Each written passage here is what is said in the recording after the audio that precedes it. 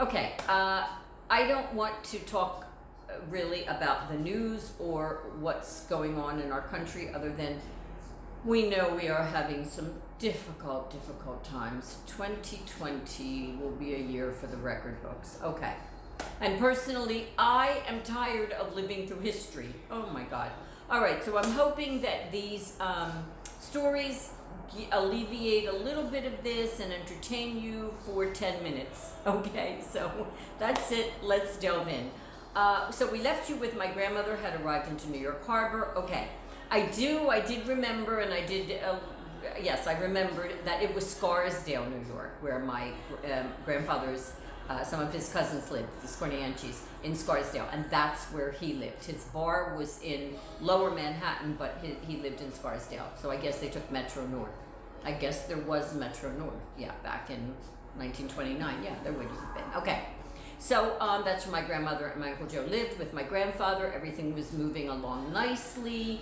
It was, I guess, the spring and summer of 1929, and my grandmother said, she would come into the city sometimes with my Uncle Joe to do some shopping or by herself. It's so hard to imagine my grandmother knowing my grandmother the way I knew my grandmother, by herself going around New York City. It's just funny to me. But anyway.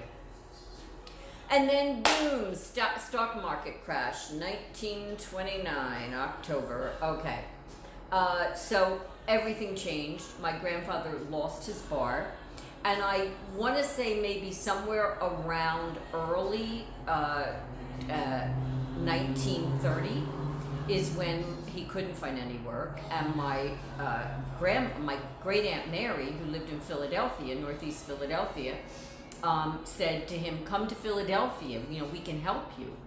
And so that was his sister. And so my grandmother, my grandfather, my Uncle Joe, and I think by now she was already pregnant with my Aunt Mary. They all went off to Philadelphia. They rented a basement of a house. I don't know if it was, I guess it was one big room. And from the stories, as I remember them, I remember my mother telling me, actually, some of this part of the story is that, my grandmother told her it was very damp in the basement. And my grandmother came to this country totally healthy. And I think that what happened, this is when she developed asthma, which eventually turned into emphysema, which eventually, many years later, in 1975, is what has ended her life. And I think that it happened, maybe there was mold in that basement. Who really knows? It was probably very cold in the winter, hotness. I mean, who knows? I really don't know, but it doesn't sound like good conditions. And I do remember my mother telling me a doctor in the 1940s said to my grandmother, if you could move to Arizona, I think that would really help you where there's no humidity. Well, telling somebody with 6 children in 1940 that they should move to Arizona is like telling them that they should move to China. So that was hilarious. But anyway, so she was like, yeah, well, that's not happening. So that was the end, forget Arizona. And anyway, so I think they spent a year in that basement. And I remember my mother telling me, again, this part of the story, was that my grandmother had big steamer trunks she came with. And as a matter of fact, I think my brother still has one. And one of his best friend, Dave, actually took one. And because we had them until we sold the house. And obviously, clothes and doilies and, bed linens, everything, jewelry, my grandmother's jewelry. Now, my grandmother must have had an extensive amount of jewelry for this time, 1929, because you saw just a few of the pieces that I still have, and I still have more of those pieces. And apparently this woman, apparently she said that what would happen is after some time, she would go looking for something in one of her trunks. And they didn't lock the trunks, and the trunk would, and she was finding things missing. And I think it is at that point that she began locking the trunks. After the first few times, she kept thinking, maybe I'm mistaken. Maybe it's in the other trunk. I'll look later.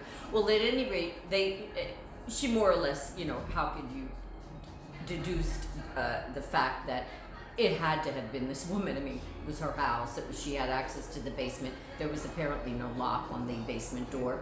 So my grandmother and grandfather were out, and she would, go through their things. And so my grandmother did lose some of her jewelry to, theft to this woman. Supposedly, again, I don't know who this woman was, and I'm not 100%, but we'll say we're 97 or 8% certain that that's what happened.